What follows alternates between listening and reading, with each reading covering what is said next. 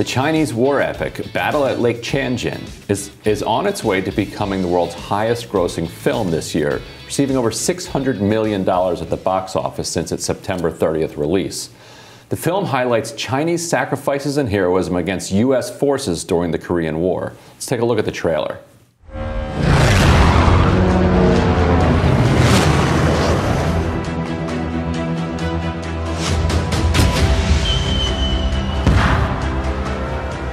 被发现了吗？不，我被进攻了。我是第7穿插连第135名战士梅生，第221名战士于从容，第280名平波。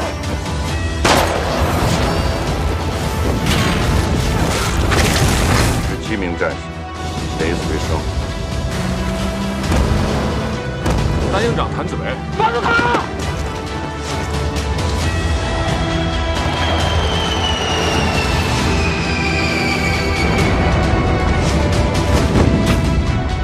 第162 5000里。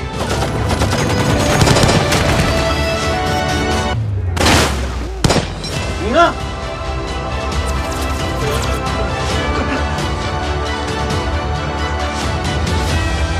以后这样的事情，你还会经历很多。对内，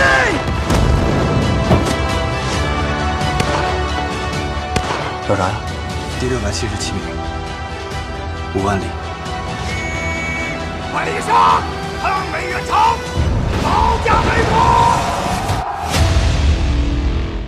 U.S.-China expert and media executive Chris Fenton joins us now to discuss. Welcome, Chris. Yeah, pleasure being on. Did you guys have any fact checkers involved looking at that trailer? I mean, if it's on the big screen, it's got to be true. If it passed the CCP censors, it must be true. No, but yeah, so well, they actually had 70,000 PLA soldiers working on that film as extras, which is pretty crazy. There was a huge amount of support from the Chinese government to make that film. And can you set the scene a little bit, talk a little bit about what the actual historical conflict that is going on here is, not just the Korean War, but this does represent, you know, a significant kind of Chinese victory in the Korean War that is being celebrated in this film. Yeah, well, right now, obviously in China, there's a huge push towards nationalism and this rally around the flag narrative that's going on. We have a lot of that going on leading into the Beijing Olympics, which is in February. There's obviously a lot of pride in the nation. The government is really trying to rally 1.4 billion people to be even bigger supporters of the government than it ever has been. And as we've seen Xi consolidate his power, a lot of that propaganda narrative is super crucial.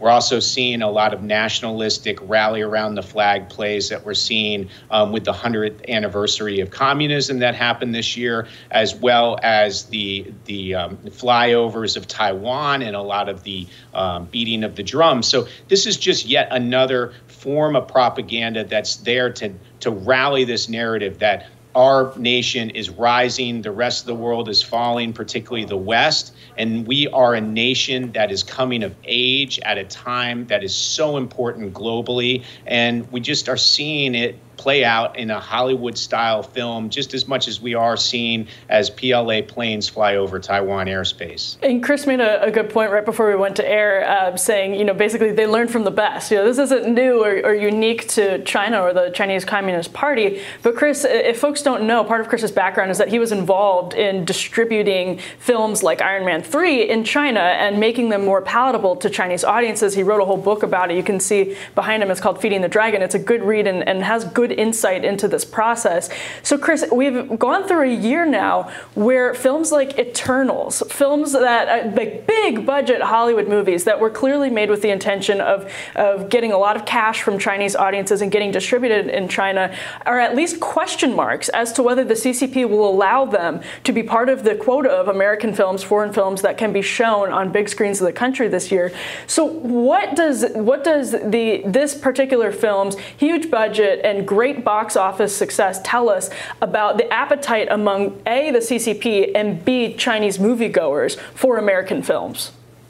Well, what's interesting is China had a bit of that same sort of playbook that we had in our early industrial revolution, which was really to support the infant industries of America and compete against Europe. A lot of that involved essentially duplicating designs, stealing IP, and various other things that were quite nefarious that allowed us to get up to speed with Europe relatively quick. China is using that same playbook, and they have used essentially the best in the world in the Hollywood business, in the film business, which is Hollywood, to learn the art of making its own movies that cater to its own audience.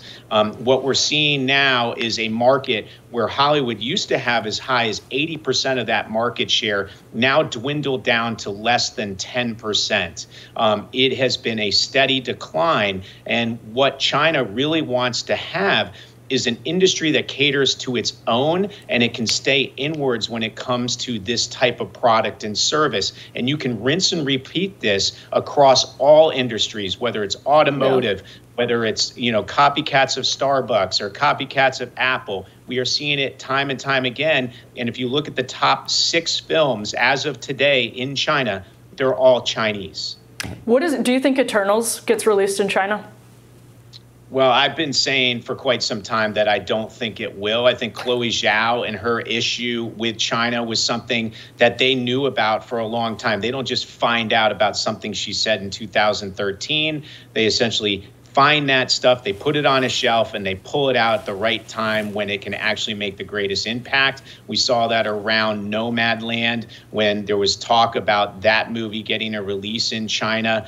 They used this, essentially this quote that she said that was saying that China's full of liars against her and against Fox and Disney from being able to release that movie. And I think we're going to see that same type of narrative around Eternals, which is a huge blow to Marvel and Disney. Tiny quote in an industry publication that was just blown up into a multi-million-dollar loss. And not to monopolize, I have one more question for you, Chris. Is this making Hollywood nervous? That's sort of my follow-up. Is the potential for Eternals, having been so expensive for the studio to make, in the likelihood that it may or may not get released, is that making Hollywood, is that sort of sending shockwaves through Hollywood right now? Well, it's sending shockwaves towards a sea change that I feel is really one of hope.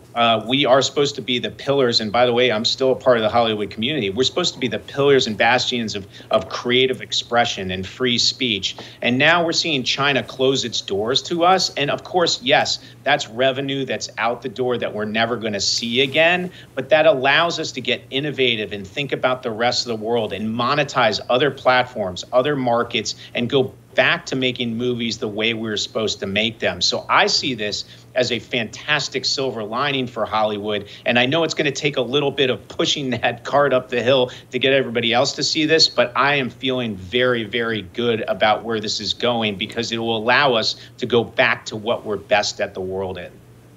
And there's a ton of concern around the world right now that China, might launch some type of military attack on Taiwan at some point in the future, and equal or perhaps even greater concern that the United States might recklessly try to do something militarily about that in response. And then who knows, where that goes. Elaine Luria, a Democratic congresswoman in the Washington Post, just said that Biden ought to take the gloves off, should be unleashed when it comes to what his potential response could be to some type of Chinese aggression, which is just, horrifying to think about what the avalanche of consequences could be coming out of that. So that's another reason I think that this film kind of going viral, so to speak, in China right now is so interesting because film has an influence on society, and society also, is mirrored in those films. Birth of a Nation, really helped. What was, grew out of a genuine kind of sense of white supremacy and white rage in the early part of the 20th century, but it also fueled the creation of the KKK. They feed off of each other in an interesting way. Red Dawn in the 1980s, a sensation. Probably had Soviets worried, like what is what are the Americans doing over there? Why are they so excited about this movie right now? Top Gun famously helped Air Force recruitment. Top Gun, yes, exactly. And so there's a reflective and also a productive quality to the relationship between film and society. So what is it? What does it say about Chinese politics right now around Taiwan that this film about confronting Western aggression is doing such blockbuster revenue? Well, number one is there's obviously, look, 1.4 billion people is a lot of people to govern. So the Chinese Communist Party is always trying to control that narrative in order to make people want to feel supportive of who they are and what they are and stay in power. So one of the best ways to do that is a rally around the flag type of propaganda campaign, and movies play right into that really well. I have a third op-ed with Michael Smerconish out today, which once again talks about the Beijing Winter Olympics coming up in February.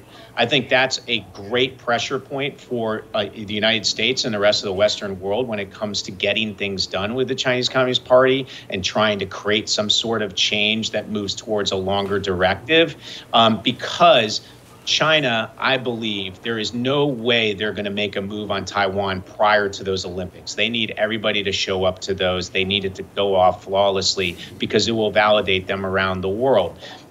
Will they invade Taiwan? I am not a U.S.-China military expert, but I do think a lot of the sentiment seems to be that there will be a move at some point. I believe a lot of people are talking about 2025. I might even call for the fact that it could happen sometime after the Beijing Olympics. But they are going to do it in a less sort of kinetic form than I think we're used to seeing. And I think that would work more into the way they try to operate. We saw that occur with Hong Kong also, which was sort of a, hey, look over there, and boom, then suddenly they're in Hong Kong, right? That same type of strategy could work with them. And I think President Tsai of Taiwan is obviously helping create the tenor to be heightened. So we are seeing a potential Thucydides trap occur in the Taiwan Strait that would involve many nations. So it's going to be interesting to see how this plays out. And I don't think a full-out war over Taiwan is what anybody wants right now. Chris, you recently wrote, as you mentioned, about NBC Universal's brand new Beijing theme park and the CCP's relationship to that. I just want to keep, again, talking about this because you're making a point about the leverage that certain corporations have, and certain corporations seem to have much more of a stomach for using that leverage than others. So what do you think the likelihood is that NBC takes that advice and actually acts? And what do you think the sort of political dynamic that surrounds it, or what's the political context in Washington and in Hollywood? Does that make it more or less likely that NBC actually steals its spine?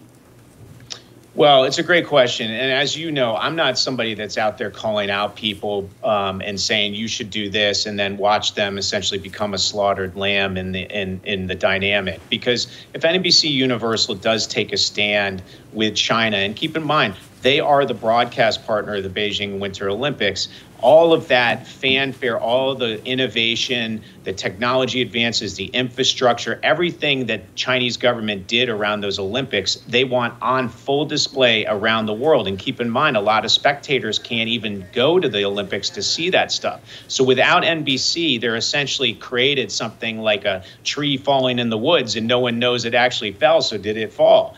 So they need NBC Universal. So my point is there's a big leverage issue there that we could take advantage of. But I also say that NBC Universal should not take the stand alone. If they do, they will just be replaced by somebody else. Their theme park, which is already 70% owned by China, will get taken over fully by somebody else.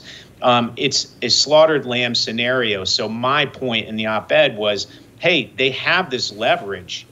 Do we want to back them as a U.S. government? Do we want to back them as partners with the Olympic broadcast? Do other countries want to back us and say, hey, We don't like what's happening in Xinjiang province. We want to know what happened in Wuhan with the COVID lab theory. We do not want you provocating, the Taiwan situation and continuing to beat that war drum. There are lots of things we can ask for, but to have NBC Universal go it alone is just going to create them massive issues, and somebody else will replace them. This has to be a united we stand strategy, because otherwise we just follow the art of war, which is exactly what China wants us to do. Really interesting stuff. Thank you so much, Chris Fenton. Thanks for having me, and have me back anytime. Absolutely. The book is Feeding the Dragon. I am not just plugging it to plug it. It is a really helpful bit of insight into everything that goes on between Hollywood and China. Now, tomorrow on Rising, North Carolina General Assemblyman Charles Graham joins the show to discuss his run for Congress. And Team Rising, of course, is back to weigh in on the big news of the day. And Graham is just how you pronounce grim down south, by the way. Don't forget to like, share, and subscribe so you never miss a video, and we will see you tomorrow.